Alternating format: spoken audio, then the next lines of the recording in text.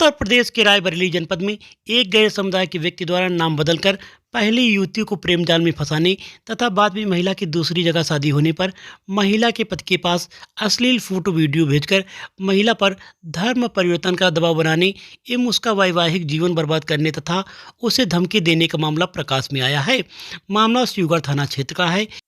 पीड़िता के पिता की तहरीर पर पुलिस ने संबंधित धाराओं में मुकदमा दर्ज कर जांच पड़ताल शुरू कर दी है।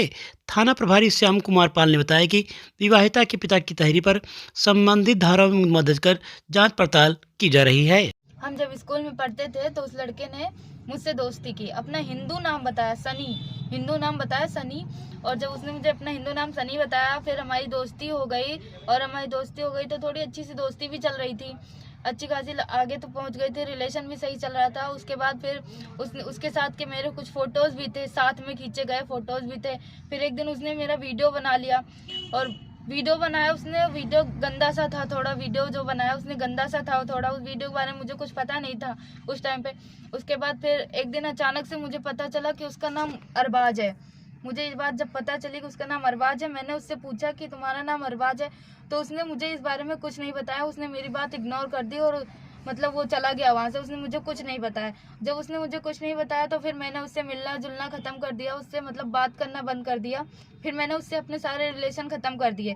उसके बाद फिर हमारी पढ़ाई ख़त्म हो गई। जब मेरी पढ़ाई ख़त्म हो गई तो फिर मेरी शादी हो गई, मेरे पापा ने शादी करा दी, मेरी शादी हो गई।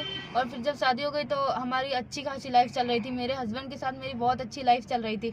1 साल हो गए थे शादी को। फिर एक दिन अचानक से उसने मेरे पास एक वीडियो भेजा, उसने मेरे पास वो वीडियो भेजा। उसने मुझे धमकी दी कि तुम मेरे पास वापस आ जाओ, नहीं तो ये वीडियो मैं तुम्हारे हस्बैंड को दिखा दूंगा और फेसबुक पे डाल दूंगा। उसने बोला ऐसा फेसबुक पे डाल दूंगा, मतलब उसने ऐसा बोला कि हम मतलब मीडिया उसमें डाल दूंगा, इंटरनेट पे डाल दूंगा ये वीडियो।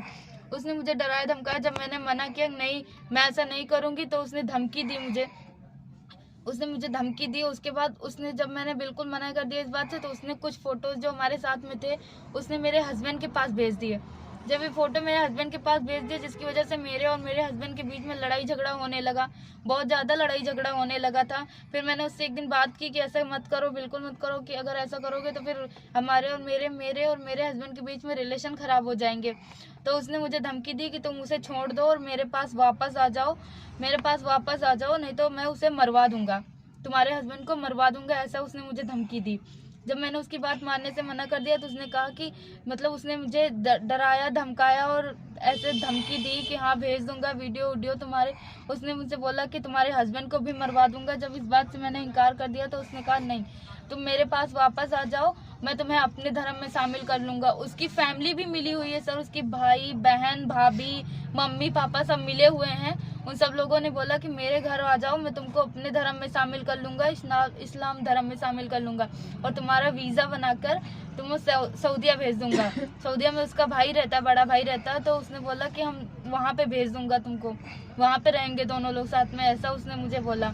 जब उसके बाद फिर मैंने इस बात से इनकार कर दिया तो उसने मेरे हस्बैंड के पास कुछ फोटो वगैरह जो वीडियो भेज दिए थे। फिर क्या किया मुझे नहीं पता, उसने ऐसा क्या भेजा मेरे हस्बैंड के पास, उसको क्या दिखाया मुझे इस बारे में कुछ नहीं पता। पर मेरे हस्बैंड ने मुझे बहुत मारा पीटा और ये मेरा हाथ में जो फ्रैक्चर है ये मेरे हस्बैंड ने मुझे मारा है, उसी की वजह से हुआ है।